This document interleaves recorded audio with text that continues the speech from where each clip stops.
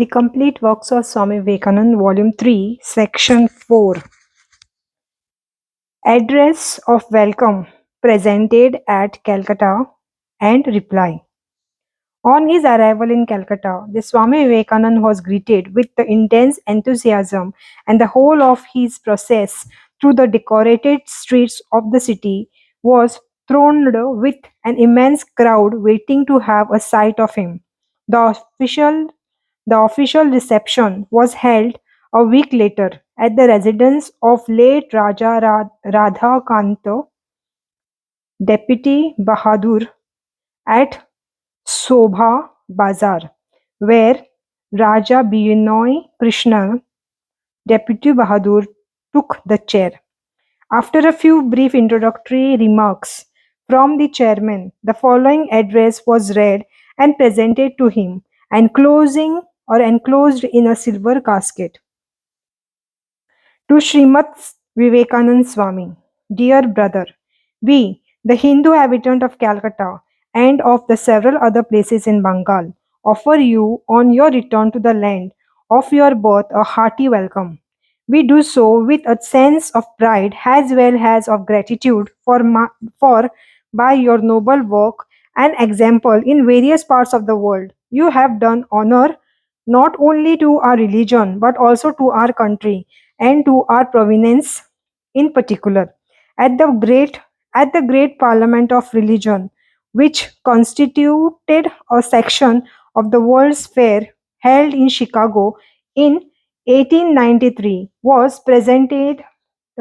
you presented the principle of Aryan religion.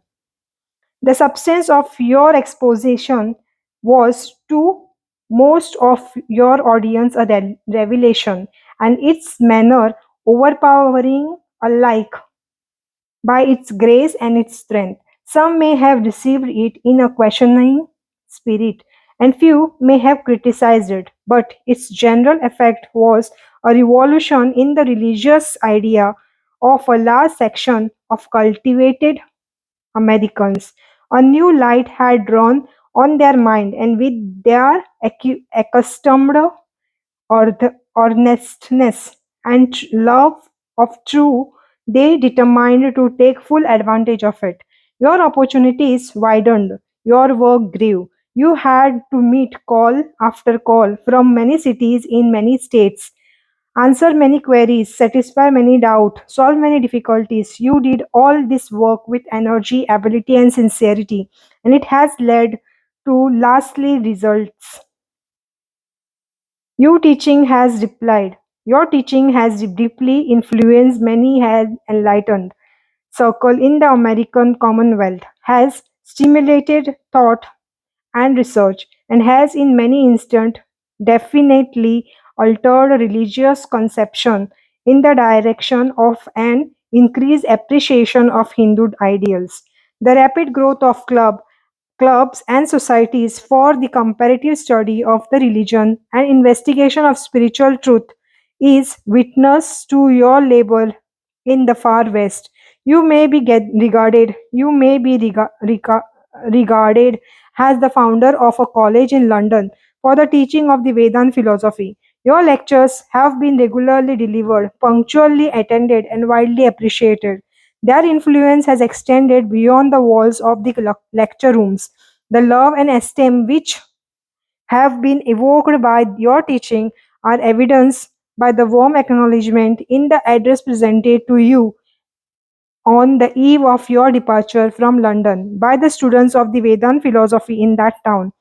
Your success as a teacher has been due not only to your deep and intimate acquaintance with the truth of Aryan religion and your skill in or exposition by speech and writing, but also and largely to your personality.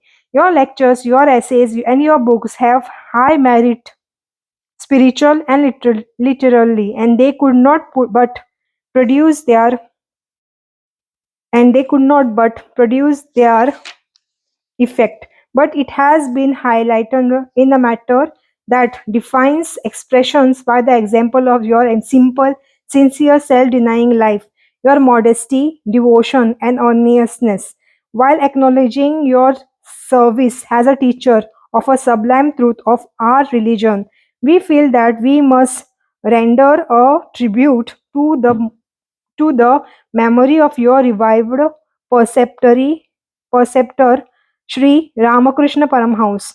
To him we largely owe even you. With his rare magical insight, he earlierly discovered the heavenly spark in you and predicted for you a career which happily is now in course of realization. He is was he it was he it was that unsealed the vision and the faculty divine with which God had blessed you, gave to your thoughts and aspiration the bent that was awaiting the holy touch, and added your pursuits in the region of the unseen. He his most precious legacies to posterity was yourself. Go on, noble soul, walking steadily and valiantly in the path you have chosen. You have a world to conquer. You have to interpret and vindicate the religion of the Hindus to the ignorant, the skepticals, the willfully blind. You have begun the work in the spirit which commands our admiration, and have already achieved a success to which many lands bear witness. But a great deal yet remains to be done, and our own country, or rather we should say, your own country, waits on you.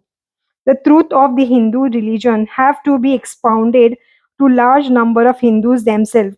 Brace yourself then for the grand exertion we have confined in you and in the righteousness of our cause. Our national religion seeks to win no material trumps. Its purpose are spiritual. Its weapon is a truth which is hidden away from material eyes and yields only to the reflective reason. Call on the world and, where necessary, on Hindus themselves to open the inner eye, to transcend the senses, to read rightly the sacred books, to face the supreme reality and realize their position and destiny as men. No one is better fitted than yourself to give the awakening or make the call, and we can only assure you of our heartily sympathy and local and loyal cooperation in that work which is apparently your mission ordained by heaven. We remain, dear brother, your loving friends and admirers. The Swami's reply was as follows: one wants to lose the individuals in the universal. One renounces, flies off, and tries to cut himself off from all association of the body of the past. One works hard to forget even that he is a man. Yet in the heart of his heart there is a soft sound, one string vibrating, one whisper which tells him east or west, home is best. Citizens of the capital of this emperor, before you I stand, not as a sannyasin, no, not even as a preacher, but I come before you the same Calcutta boy, to talk to you as I used to do. Yeah, I would like to sit in the dust of the street of this city and, with the freedom of childhood, open my mind to you, my brothers. Accept therefore my heartfelt thanks for these union words that you have used, brother. Yes, I am your brother and you are mine. I was asked by the English friend on the eve of my departure, Swami, how do you like now your motherland after 4 years? Experience of the luxuries, glorious and powerful West. I would not only answer, India. I loved before and I came away. Now the very dust of India has become holy to me. The very air is now to me holy. It is now the holy land and the place of pilgrimage, the Tirtha. Citizens of Calcutta, my brothers, I cannot express my gratitude to you for the kindness you have shown, or rather, I should not thank you at all, for you are my brothers and you have done only a brother's duty. Yeah, only a Hindu brother's duty. For such family ties, Such relationship, such love exists nowhere beyond the bound of motherland of ours. The Parliament of Religion was a great affair, no doubt. From various cities of this land, we have thanked the gentlemen who organized the meeting, and they deserve all our thanks for kindness that has been shown to us. But yet, allow me to construte for you the history of the Parliament of Religion. They wanted a horse and they wanted to ride it. There were people there who wanted to make it a heathen show, but it was ordained otherwise. It could not help being so. Most of them were kind, but we have thanked them enough. On the other hand, my mission in America was not to the Parliament of Religion. That was only something by the way. It was only an opening, an opportunity, and for that we are very thankful to the members of the Parliament. But really, our thanks are due to the great people of the United States, the American nation, the warm hearted, hospitable great nation of America, where more than anywhere else the feelings of brotherhood has been developed. An American meets you for 5 minutes on board a train, and you are his friends. And next moment he invites you as a guest to his home and opens the secret of his whole living there. That is the character of American race, and we highly appreciate it. Their kindness to me is the past all narration. It would take me years yet to tell you how I have been treated by them most kindly and most wonderfully. So are our thanks due to the other nations on the other side of the Atlantic. No one ever landed on English soil with more hatred in his heart for the race than I did for the English. And on this platform are present English friends who can bear witness to the fact. But the more I lived among them and I saw how the machine was working, the English national life, and mixed with them, I found where the heartbeat of the nation was. And the more I loved them. There is none among you here present, my brothers, who loves the Englishman more than I do now. You have to see what is going on there and you have to mix with them.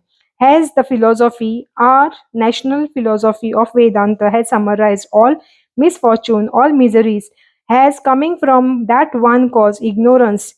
Herein also we must understand that the difficulties that arise between us and the Englishmen are mostly due to that ignorance. We do not know them, they do not know us. Unfortunately, to the Western mind, spirituality, nay, even morality, is eternally connected with worldly prosperity. And as soon as an Englishman or any other Western man lands on our soil and finds a land of poverty and of misery, Forth- he forthwith concludes that there cannot be any religion here, there cannot be any morality even. His own experience is true. In Europe, owing to the inclemency of the climate and many other circumstances, poverty and sin go together, but not so in India. In India, on the other hand, my experience is that the poorer that man, the better he is in points of morality. Now, this takes time to understand, and how many foreign people are there who will stop to understand this, the very secret of the national existence in India?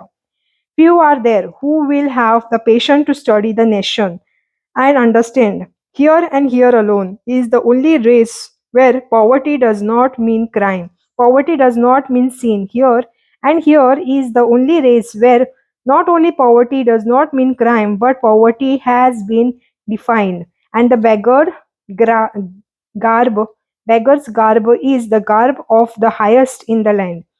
On the other hand, we have also Similarly, patiently, patiently to study the social institutions of the West and not rush into mad judgment about them. They are intermingling of the sexes. Their different customs, their matters, have all their meaning and have all their grand sides if you have the patience to study them. Not that I mean that we are going to borrow their manners or customs, not that they are going to borrow ours, for the manners and the custom of each race are the outcome of the centuries of patient growth. in that race, and each one has a deep meaning behind it, and therefore neither are they to ridicule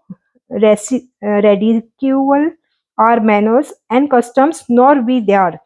Again, I want to make another statement before this assembly.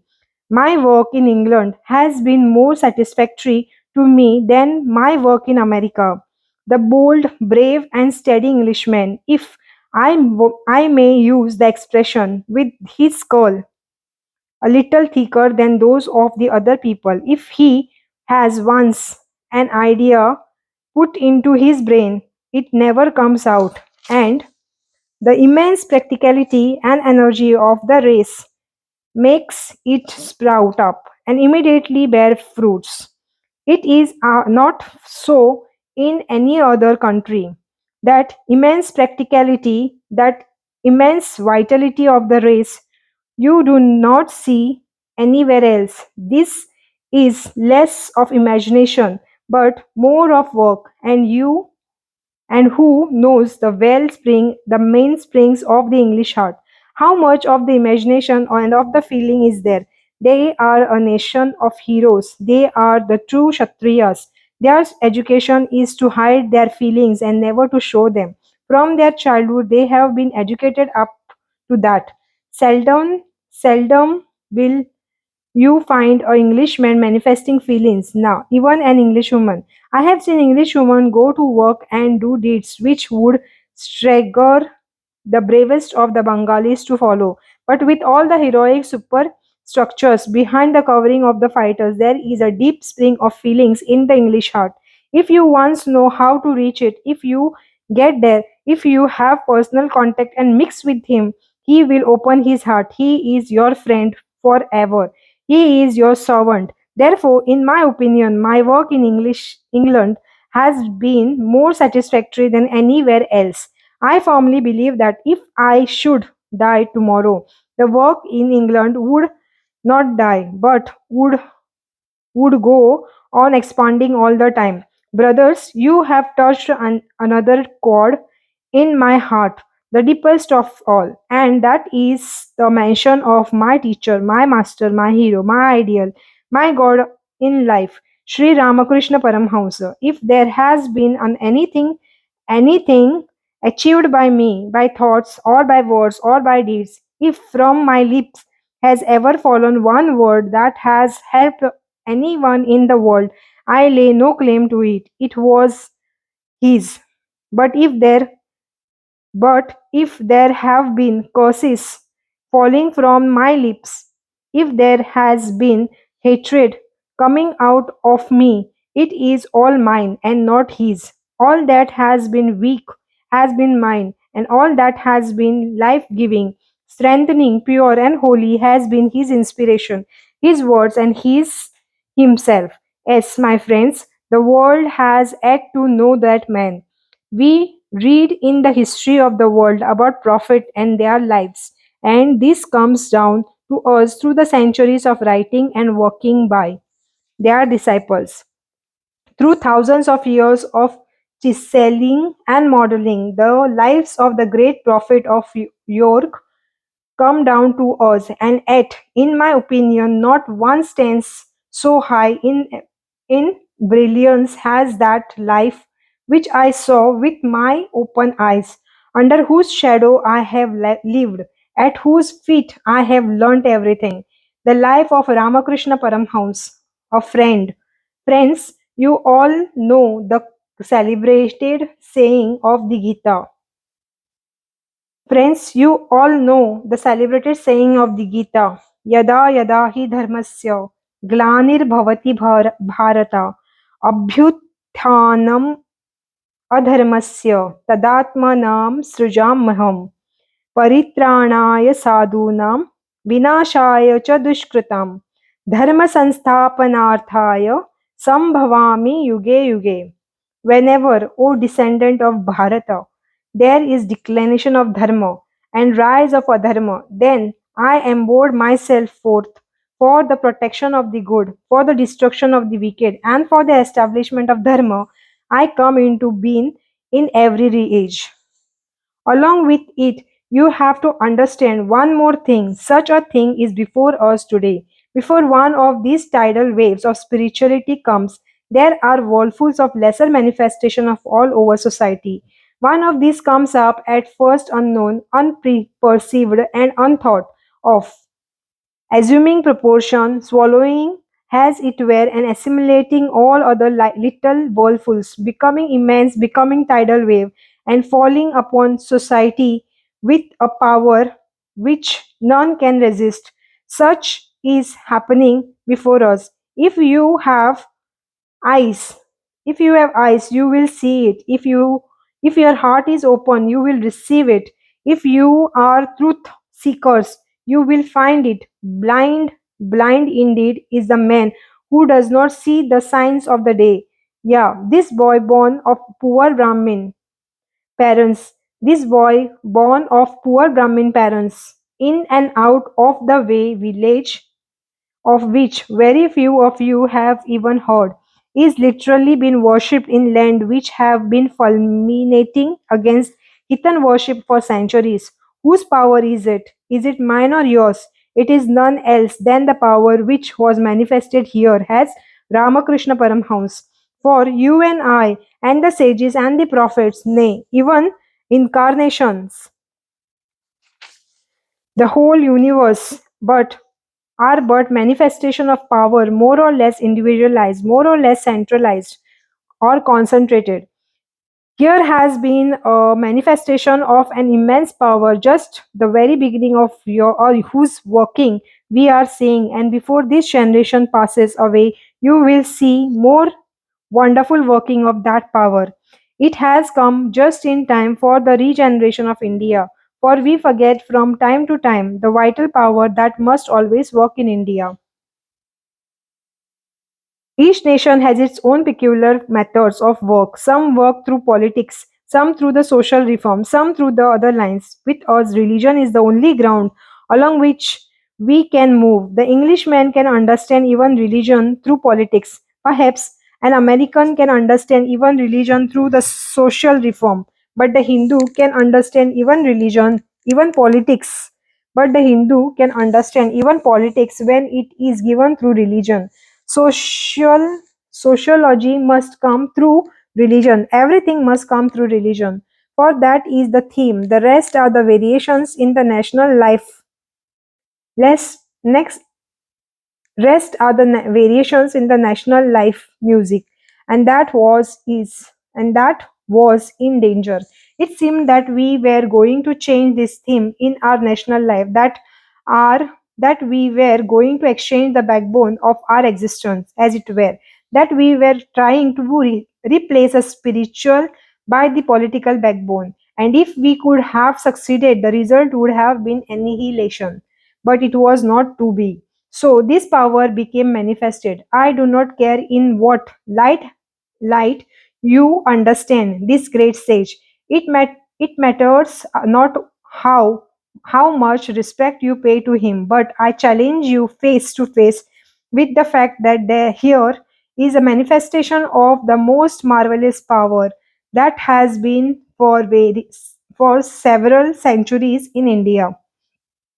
And it is your duty as Hindus to study this power, to find out what has been done for the regeneration, for the good of India and for the good of whole human race through it. Long before long before ideas of universal religion and brotherly feeling between different sects were mooted and discussed in any country in the world. Here, inside of this city, had been living a man whose whole life was a parliament of religion, as it should be. The highest idea is our scriptures, is the impersonal and would to God, and every one of us here were high enough to realize that impersonal ideas. But as that cannot be, it is absolutely necessary for the vast majority of human beings to have a personal ideal. And no nation can rise, can become great, can work at it at all without enthusiastical coming under the banner of one of these great ideals in life. Political ideals, personal age, representing political ideas, even social ideals, commercial ideals would have no power in India. We want spiritual ideals before us. We want an enthusiastical to gather around grand spiritual names. Our heroes must be spiritual. Such a hero has been given to us in the person of Ramakrishna Paramhans. If this nation wants to rise, take my word for it, it will have to rally enthusiastically round his name.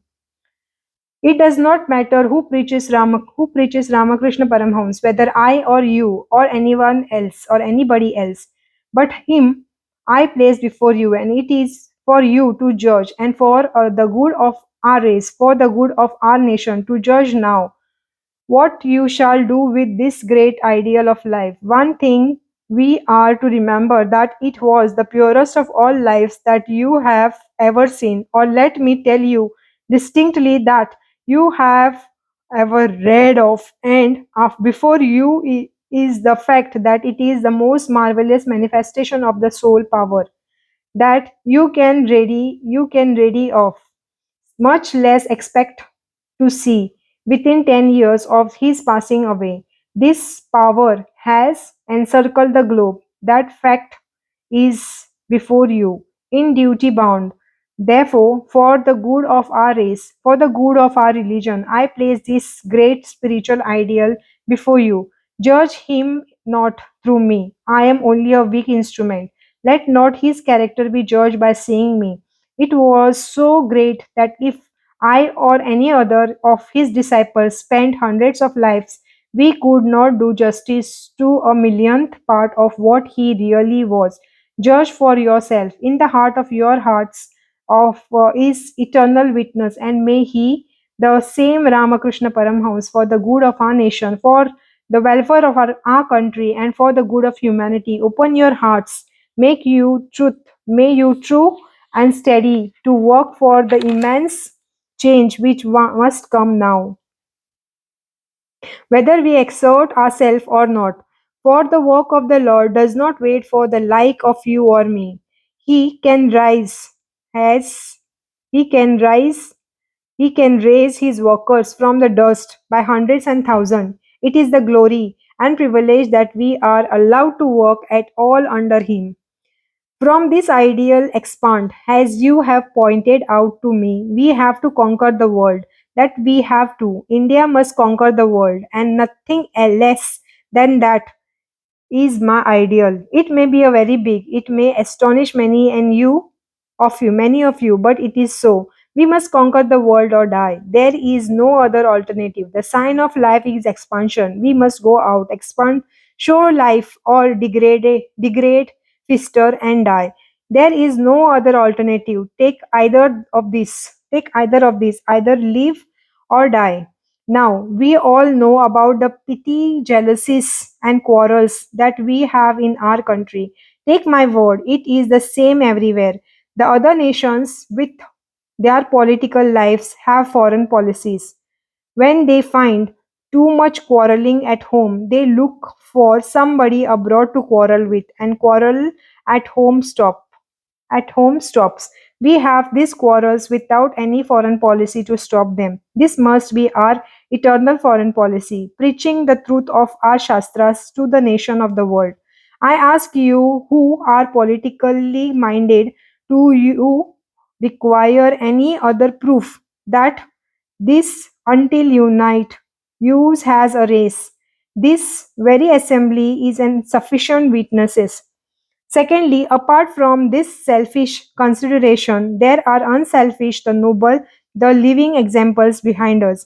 One of the great causes of India's misery and the downfall has been that she narrowed herself with when went into her shell as the ostrich does, and refused to give her jewels and her treasure to the other races of mankind, refused to give the life giving truths to thirsting nation outside the Aryan fold. That has been the one great cause that we did not go out and that we did not compare notes with other nations. That has been the one great cause of our downfall. And every one of you knows that little stir, the little life that you see in India begin from the day when Raja Ram, Raja Ram Mohan Roy broke through the walls of that exclusiveness. Since that day, history in India has taken another turn and now it is growing with acceleration motion. If we have had little little revolts in the past, deluge are coming and none can resist them. Therefore, we must go out, and the secret of the life is to give and take. Are we to take away, to sit at the feet of the Westerners, to learn everything, even religion? We can learn mechanism from them, we can learn many other things from them, but we have to teach them something, and that is our religion, that is our spirituality. For the a complete civilization, the world is waiting for the treasure to come out of India, waiting for the marvelous spiritual inheritance of that race, which through decades of degeneration and misery, the nation has still clung to her breast. The world, the world is waiting for that treasure. Little do you know how much of hunger and of the thirst there is outside of India for these wonderful treasures of our forefathers. We talk here, we quarrel with each other, we laugh at, and we ridicules everything sacred till it has become almost a national vice to ridicule everything holy.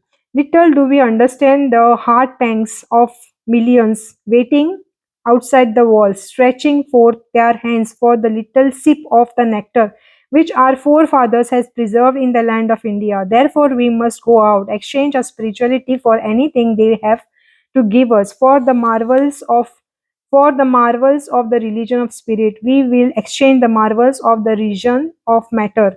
We will not be a student always, but teachers also. There cannot be friendship without equality, and there cannot be equality when one party is always the teacher and other party sits always at his feet. If you want to become equal with the Englishman or the American, you will have to teach as well as to learn, and you have plenty yet to teach to the world for the centuries to come. This has to be done. Fire and enthusiasm must be in our blood. We Bengalis have been credited with imagination, and I believe we have it.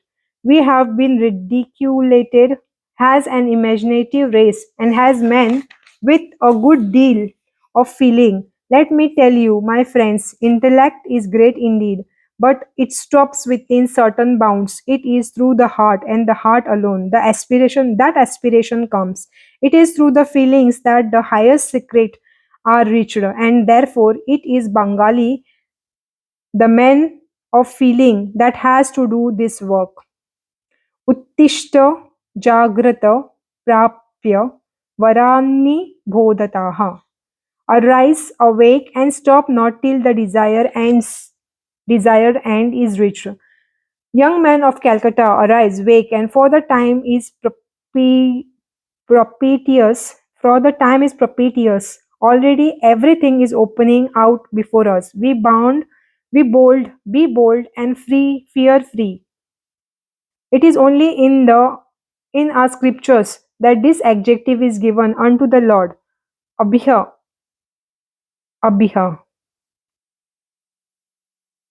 We have to become a beher, fearless, a beher, fearless, and our task will be done. Arise, awake, for your country needs this tremendous sacrifice. It is the young men that will go do it, the young, energetic, the strong, and well built, the intellectual. For them is the task, and we have hundreds and thousands of such young men in Calcutta. As if, as you say, I have done something. Remember that I was that good for nothing boy playing in the street of Calcutta. If I have done so much, how much more will you do? Arise and awake. The world is calling upon you. In other parts of India, there is intellect and there is money, but enthusiasm is only in my motherland. That must come out. Therefore, arise, young men of Calcutta, with enthusiasm in your blood. Think not that you are poor, that you have no friends. Yeah, you were saw money. You ever saw money? Make the man. It is man that always makes money. The whole world has been made by the energy of man, by the power of enthusiasm, by the power of faith. Those of you who have studied that most beautiful of all the Upanishads, the Katha, will remember how the king was going to make a great sacrifice, and instead of giving away things that were on any worth, he was giving away cows and horses that were not of any use. The book say the book says that that same Shraddha entered into the heart of his son Nachiket.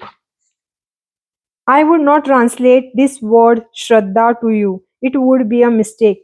It is a wonderful word to understand, and much depends on it. We will see how it works. For immediately we find Nachiket telling himself, I am supreme to many, I am inferior to few, but nowhere am I the last. I can also do something. And his boldness increased, and the boy wanted to solve the problem which was in his mind, the problem of death. The solution could only be got by going to the house of death, and the boy went. There he was, brave Nachiket, waiting at the doors of the death for 3 days, and you know how he obtained what he desired. What he we want is this Shraddha. Unfortunately, it has never vanished from India, and this is why we are in our present state. What makes the difference between man and man is the difference in this Shraddha and nothing else. What makes one man great and another weak and low in the Shraddha is the Shraddha. My master used to say, he who thinks himself weak will be weak. That is true. This Shraddha must enter into you. Whatever a material power you see manifested by the Western races in the outcome of is the outcome of this Shraddha, because they believe in their muscles. If you believe in your spirit, how much more will it work? Believe in the infinite soul, believe in the infinite power, which with consensus of opinion, your books and sages preach. That Atman, which nothing can destroy, in it is infinite power, only waiting to be called out. For here is the great difference between all other philosophies and the Indian philosophy. Whether dualistic, qualified monistic, or monistic, they all firmly believe that everything is in the soul itself. It has only to come out and manifest itself. Therefore, this Shraddha is what I want, and what what all of us here want. This faith this faith in ourselves, and before you is the great task to give to get that faith, get up the awful disease that is ripening into our national blood. That idea of ridiculing everything that lose of seriousness. Give that up, be strong, and have this Shraddha, and everything else is bound to follow. I have done nothing as yet. You have to do the task. If I die tomorrow, the work will not die. I sincerely believe that there will be thousands coming up from the ranks to take up the work and carry it further and further beyond all my most hopeful imagination ever painted. I have faith in my country, and especially in the youth of my country. The youth of Bengal have the greatest of all tasks that has ever been placed on the shoulders of young men. I have traveled for the last 10 years, and so over the whole India, and my conviction is that from the youth of Bengal will come the power which will rise India once more to her proper spiritual place. From the youth of Bengal, with this immense amount of feeling and enthusiasm in the blood, will come those heroes who will march from one corner of the earth to the other, preaching and teaching the eternal spiritual truth of our forefathers. And this is the great work before you. Therefore, let me conclude by reminding you once more, arise, awake, and stop, not till the desire ends is reached. Be not afraid, for all great power throughout the history of humanity has been with the people. From out of their ranks have come all the greatest geniuses of the world, and the history can only repeat itself. Be not afraid of anything. You will do marvelous work. The moment you fear, you are nobody. It is fear that is the great cause of misery in the world. It is the fear that is the greatest of all superstition. It is the fear that is the cause of our woes. And it is the fearlessness that brings heaven even in the moment. Therefore, arise, awake, and stop not till the goal is reached. Gentlemen, allow me to thank you once more for all the kindness that I have received at your hands. It is my wish, my intense, sincere wish to be even of the least service to the world and above all to my own country and countrymen.